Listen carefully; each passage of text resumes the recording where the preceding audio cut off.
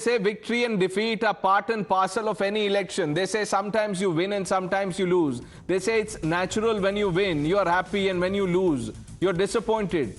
But is that how things work these days? I think it's more complicated, viewers, than that. It's not just politicians and parties that contest elections. We are in an era of ecosystems and lobbies and special interest groups. The day and age where allegations of sovereign election interference and fake news fly thick and fast. And state and non-state actors may be silent stakeholders. Let's discuss it. Who's most disappointed at Trump's return? Naturally, you would say the Democrats, as they've lost. But who else? What about the deep state the Democrats are long speculated to have espoused? Certainly, they can't be too happy. What about those who may be forced to reset their own geopolitical games and mind games? Remember, viewers, the last time Trump was president, he pulled the US out of NATO. Would the Ukraine war have broken out if America itself wasn't part of NATO? Think about it. Iran may also have a few grumbles, and the same may be true for China. Both nations had been on the receiving end of harsh economic measures in the previous Trump regime. The Taylor Swift fans are also probably heartbroken. But I'm willing to put forth, viewers, that the most disappointment is being felt by someone else. We are talking about disappointment beyond tears and tantrums, disappointment that comes with a red-hot vengeance. That kind of all-consuming resentment is being felt most of all right now by those who are practiced at being the silent hand. Viewers, those who dabble in clandestine coups and quote-unquote democratic revolutions and toolkits, the Soros gang and affiliates, viewers, the compromised and sold out paper tigers that hide behind veils of altruism and morality and hand out certificates to entire nations. Those are the powers that are most shaken. With the world's oldest and biggest democracies defying their worldview in back-to-back elections, we are talking about India and the US, this lobby of all lobbies has suffered a crushing defeat. But mark my words, viewers, they'll return. They are not used to being out of power. Their retribution will be ferocious, and we must all be on our toes. Mr. D'Souza, now that Trump is back in White House, what happens to the global Soros ecosystem? This is, I think, Trump's greatest challenge. Because we are dealing here not with the normal differences between parties. We're almost dealing with a police state regime that is embedded inside the apparatus of government and is mirrored in police state operations around the world.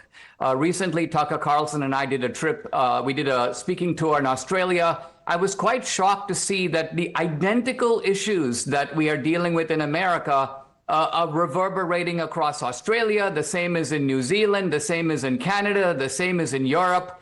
So you've got this kind of ruling class or self-appointed ruling class. They're extremely well-funded. They have a lot of power inside of the intelligence agencies, which is in the United States, of course, it's the FBI, it's the CIA, it is the Department of Homeland Security, and so on. And so Trump's challenge is going to be, and no one is more motivated than him to do it, is to go into these agencies, not just by swapping out the leadership, because that doesn't take care of the way in which the corruption has penetrated all the way down. You have to go in with a kind of a blowtorch. You've got to go in with fumigating equipment. You've got to clean these places out from the bottom up. That is the mandate that certainly from the Republican Party is being given to Trump to get this job done, and I think it's going to be at the top of his priority list.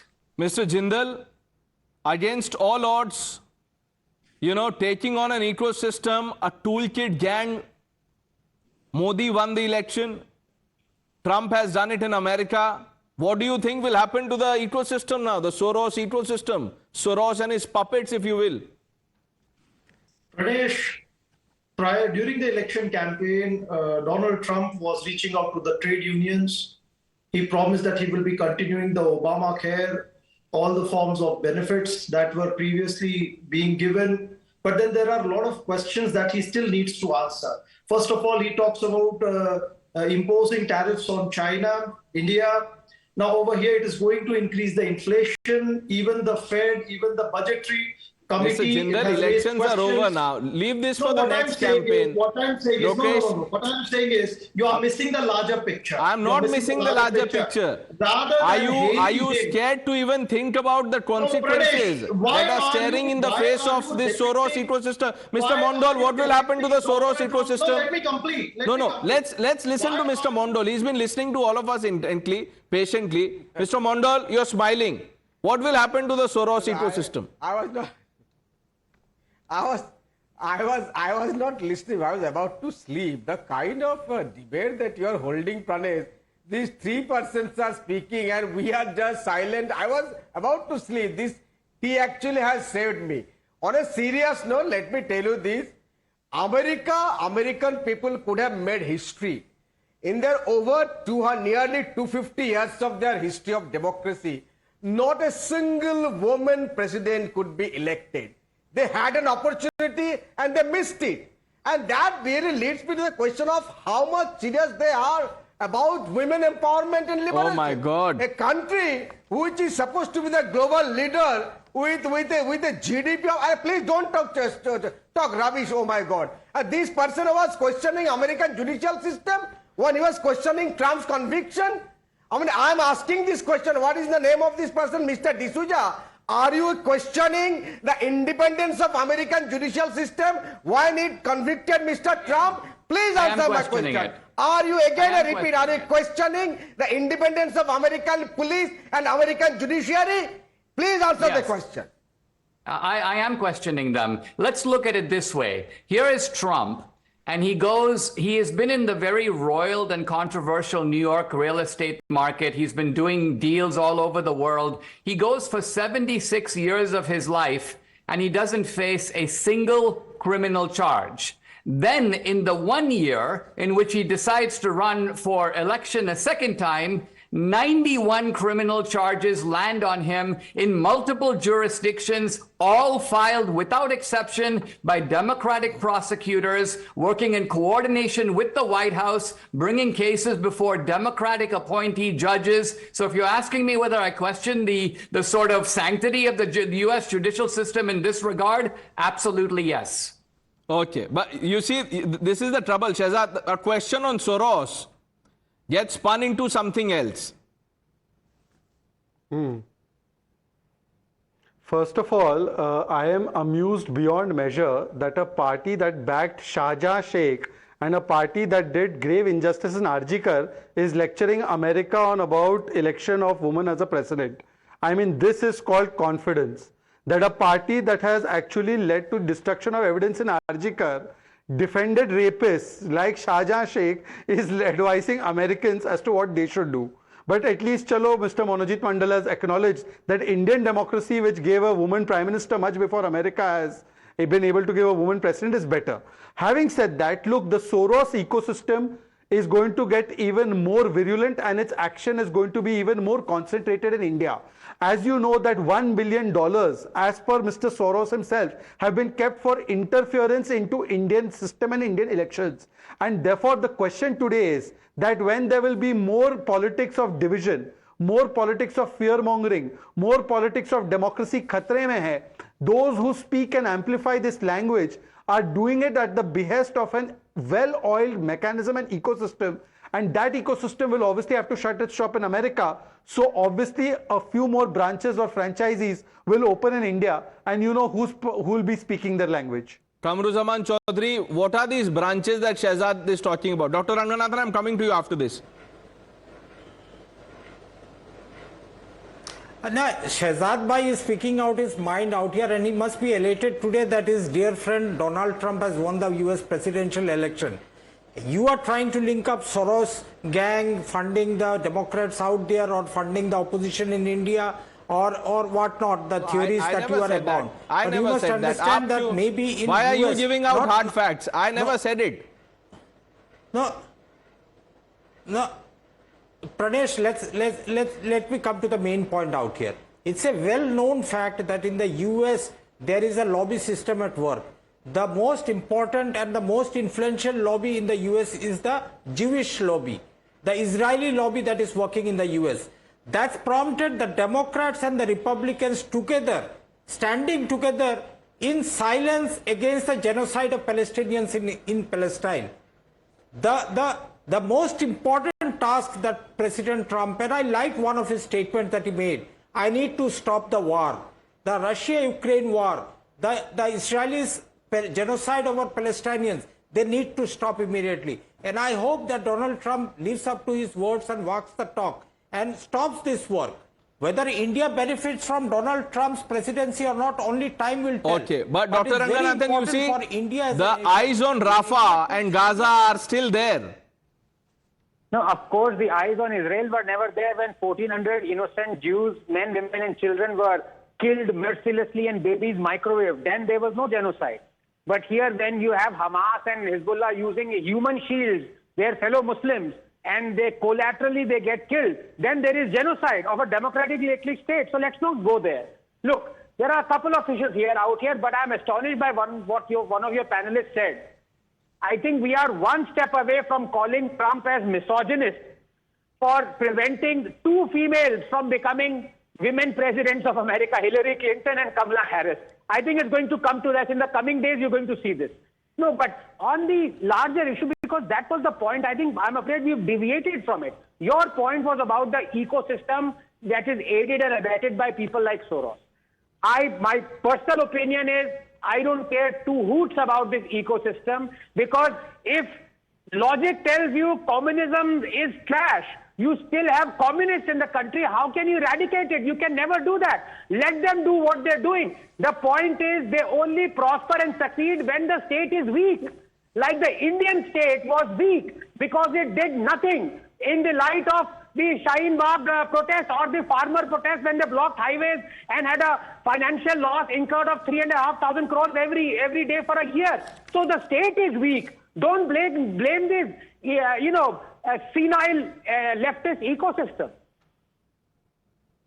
You know, I'm reading what Soros had said. In 2020, he slammed the Modi government while addressing an event at the World Economic Forum. He said nationalism was making headway and the biggest setback was seen in India, when a democratically elected Narendra Modi is creating a Hindu nationalist state, imposing punitive measures on Kashmir, a semi-autonomous Muslim region, and threatening to deprive millions of Muslims of their citizenship. Lokesh Jindal, would you show the courage and condemn Soros, call him out?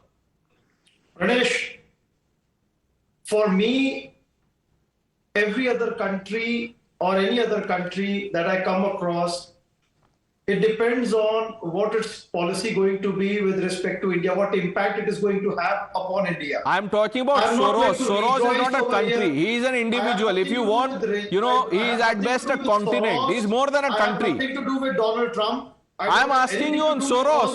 Soros has said this about India. Lokesh, you must take a stand. Soros is free to express his opinions. My God, there you go. He says semi-autonomous Muslim region, Kashmir, Hindu nationalist state, imputing punitive measures, depriving millions of Muslims of their citizenship.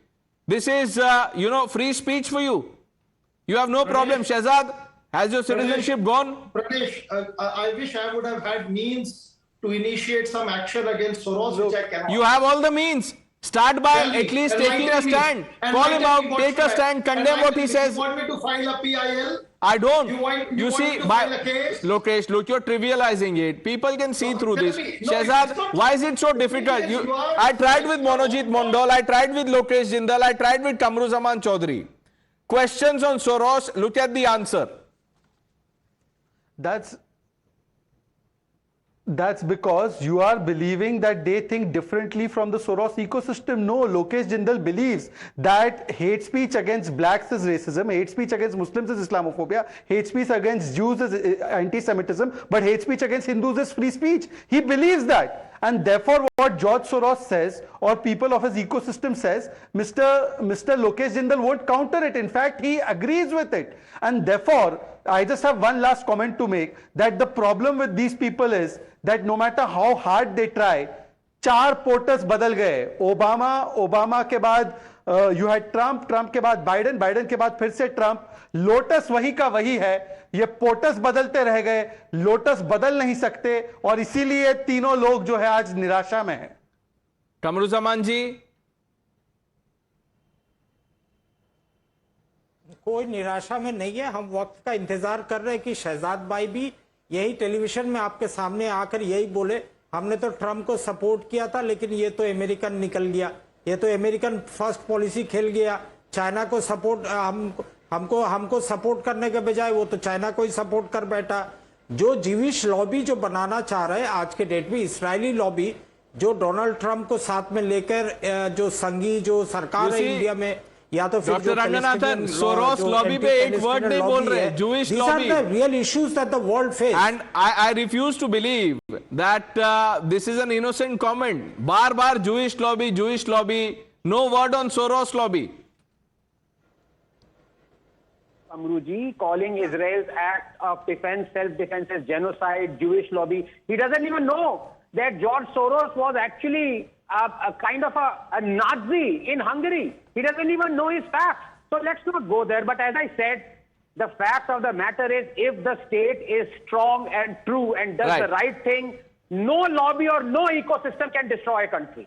Well said. Dinesh D'Souza, you have the last word on the show. For the uninitiated, like they say, how would you describe this Soros ecosystem? How dangerous is it?